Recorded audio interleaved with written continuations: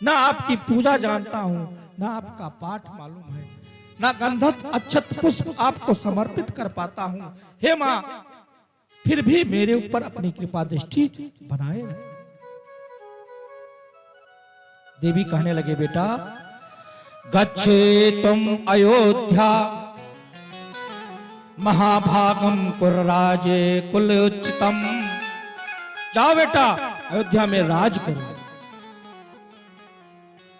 अष्टायाम चा चतुर्दश्याम नवम्यायाम विशेषता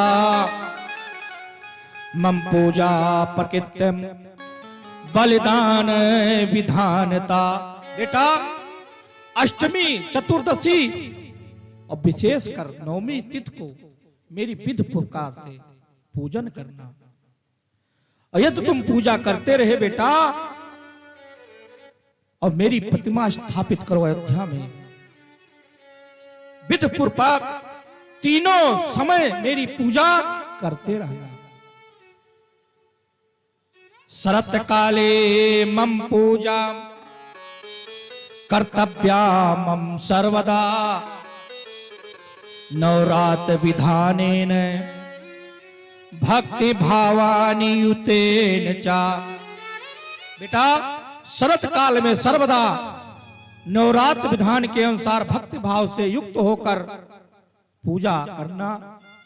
और बेटा जो भी व्यक्ति नवरात्र के दिन शरत कालीय नवरात्र भक्ति भाव के साथ मां भगवती की पूजा करेगा, उस पर सदा मेरी कृपा दृष्टि बनी रहेगी।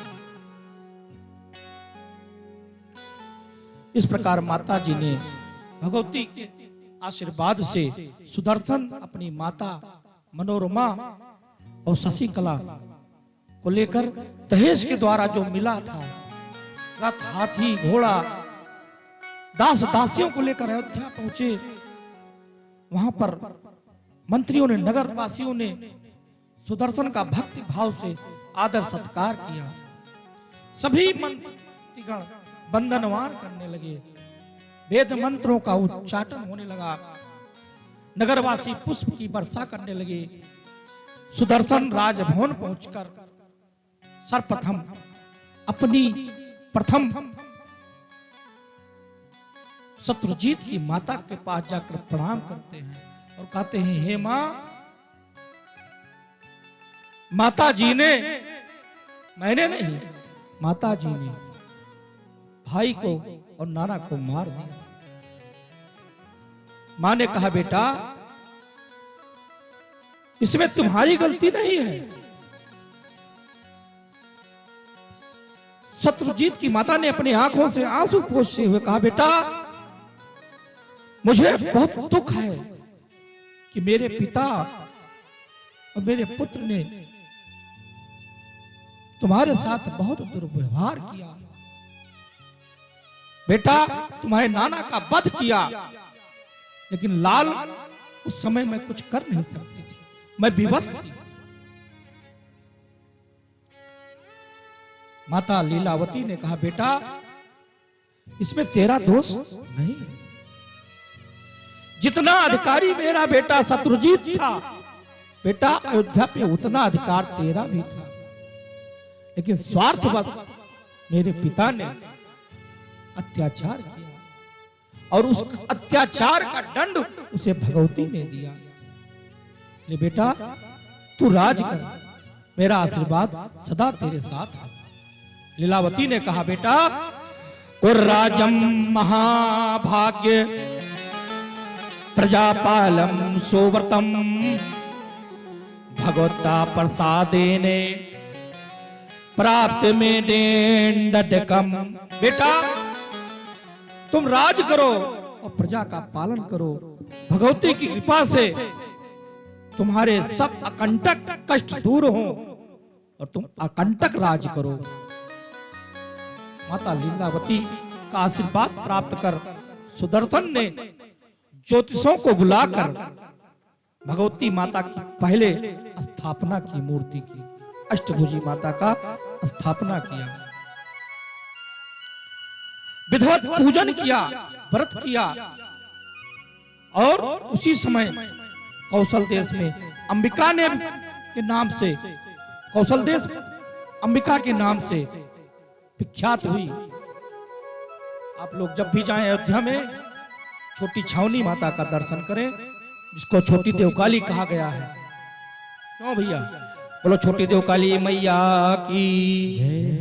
जब भी आप अयोध्या में जाएं तो छोटी देवकाली पर जरूर जाएं, वहां पर माँ का आप दर्शन करें, आपका जीवन धन्य होगा।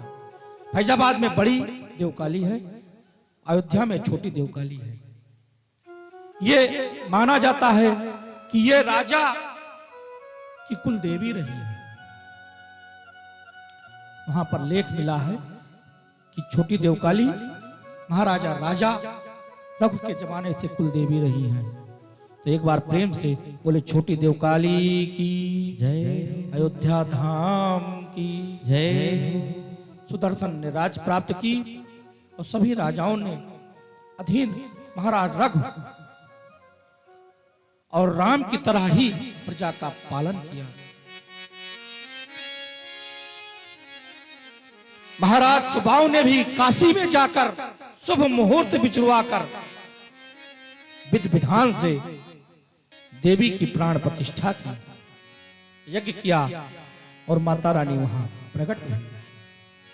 काशीवासी जब भी बनारस में बाबा विश्वनाथ का दर्शन करने जाएं तो बाबा विश्वनाथ की जिस प्रकार से पूजा होती है, ऐसे ही माता वहां अन्नपूर्णा की पूजा होती है।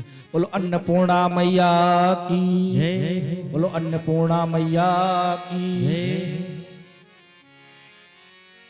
हे महाराज, तभी से धरातल पर बता रहे हैं, हे महाराज, तभी से धरातल पर देश देश में भगवती दुर्गा नाम से विख्यात हुई और जनता में उनकी भक्ति भाव भर गई।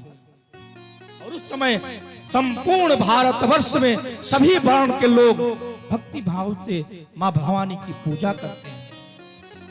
ये राजन, सभी लोग भगवती की शक्ति को मानने लगे, उनकी भक्ति भाव से स्तोत्रों द्वारा स्तुति करने लगे, मंत्रों का जाप होने लगा, नवारण मंत्रों का जाप होने लगा और हर नवरात्रों में देवी की पूजा प्रारंभ हो गई। बोलिए आदि शक्ति मां भगवती की जय। जनमेजय ने कहा